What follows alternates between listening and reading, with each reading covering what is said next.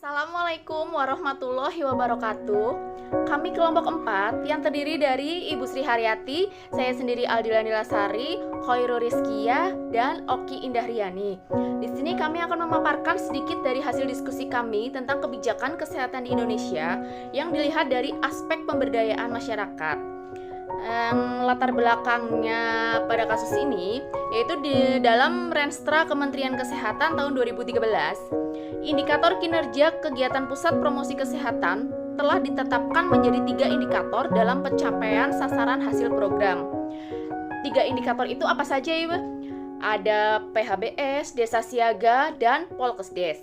Nah, di sini kita akan bahas sedikit tentang PHBS. Dalam PHBS itu terdiri dari 5 tatanan. 5 tatanan itu ada PHBS di rumah tangga, PHBS di sekolah, PHBS di tempat umum, PHBS di tempat kerja, dan PHBS di institusi kesehatan. Lalu, kalau kita bahas tentang desa siaga, nah di desa siaga itu sendiri sebetulnya ada 4 tingkatan. Dari 4 tingkatan itu berjenjang ya ibu-ibu ya. Dari yang paling bawah itu desa siaga pratama. Dari desa siaga pratama itu terdiri dari pelayanan kesehatan dasar, UKBM, dan surveillance. Lalu desa siaga madya itu terdiri dari pelayanan kesehatan dasar, UKBM, surveillance, dan kesiagaan. Lalu di tingkatan selanjutnya ada desa siaga purnama. Di desa siaga purnama tersebut terdiri dari pelayanan kesehatan dasar, UKBM, surveillance, kesiagaan, dan ditambah dengan pembiayaan. Lalu yang tingkatannya paling tinggi dari desa siaga yaitu biasa disebut dengan desa siaga mandiri, di mana desa siaga mandiri sudah mencakup semua kebutuhan yang dibutuhkan oleh masyarakat. Lanjut. Jadi permasalahan apa saja yang dihadapi dalam pencapaian indikator tersebut? Ada 4 diantaranya. Yang pertama, dampak khusus PHBS itu sangat sulit diukur. Yang kedua, kurangnya pemerintah daerah dalam memprioritaskan upaya promotif dan preventif. Lalu alokasi pembiayaan promotif dan preventif dan pemberdayaan masyarakat pun sangat masih terbatas. Lalu yang terakhir, rendahnya pemahaman dan keterampilan masyarakat. Lalu dari diskusi kita, rencana tindak lanjutnya dalam strategi promosi kesehatan itu dari masyarakat ada perilaku mencegah dan mengatasi masalah kesehatan, yaitu bisa dengan kemitraan, advokasi, bina suasana, dan pemberdayaan. Lanjut ya. Dari rincian, nah di sini kita jelaskan sedikit tentang rincian arah kebijakan RPJMN tahun 2015 sampai tahun 2019. Ada 12 poin ya ibu-ibu ya. Yang pertama kita bahas secara singkat saja. Yang pertama, akselerasi pemenuhan akses pelayanan kesehatan ibu, anak, remaja, dan lanjut usia yang berkualitas. Lalu, mempercepat perbaikan gizi masyarakat, meningkatkan pengendalian penyakit dan penyehatan lingkungan, meningkatkan akses pelayanan kesehatan dasar yang berkualitas.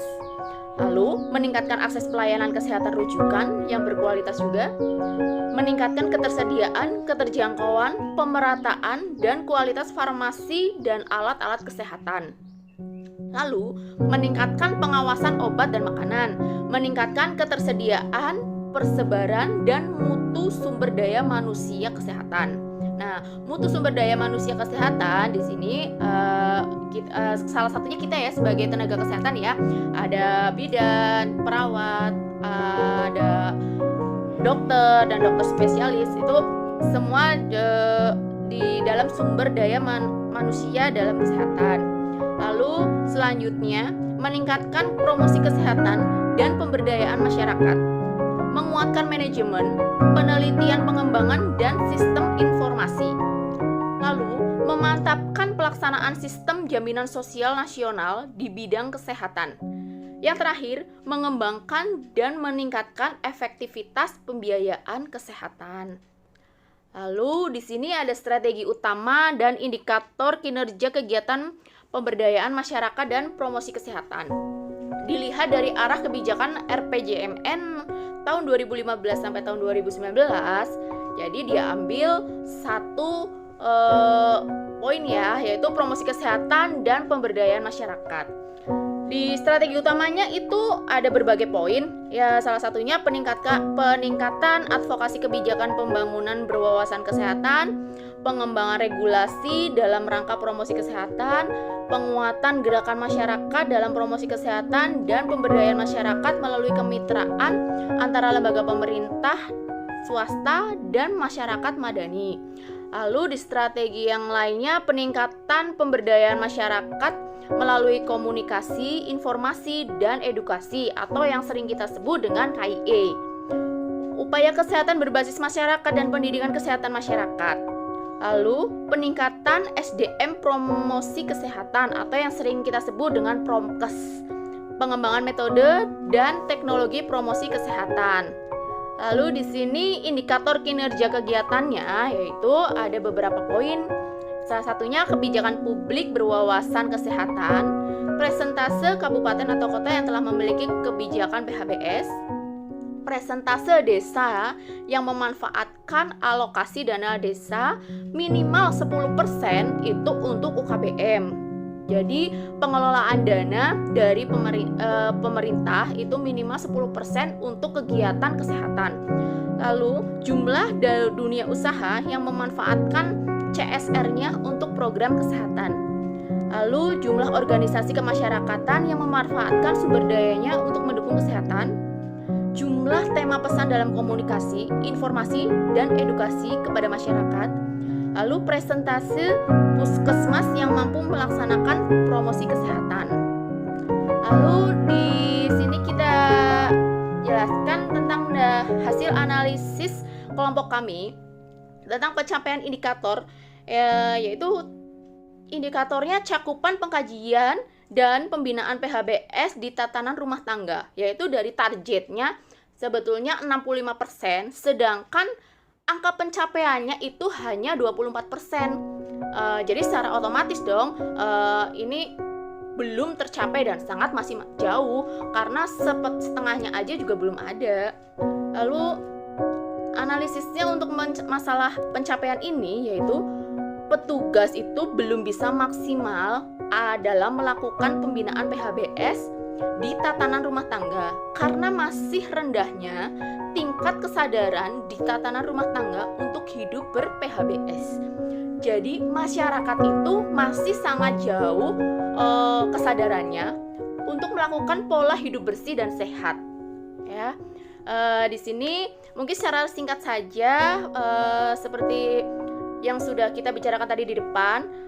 Arah kebijakan RPJMN ini sekarang rencananya ya tahun 2020 atau yang sedang berlangsung 2020 sampai 2024, yaitu meningkatkan akses dan kualitas pelayanan kesehatan menuju cakupan kesehatan semesta dengan penekanan pada penguatan pelayanan kesehatan dasar atau yang sering disebut primary healthcare, dan peningkatkan upaya promotif dan preventif didukung oleh inovasi dan pemanfaatan teknologi.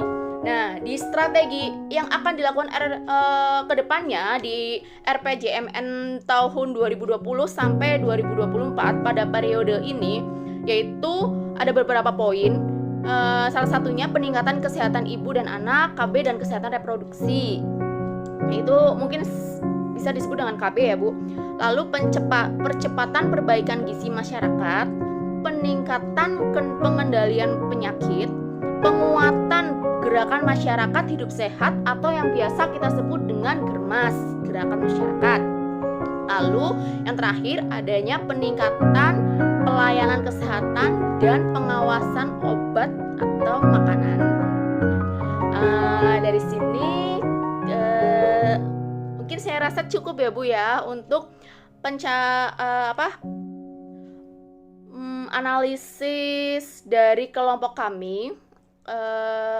Mungkin secara singkat, nanti jika ada yang kurang jelas atau akan ditanyakan, bisa didiskusikan di pertemuan yang akan datang.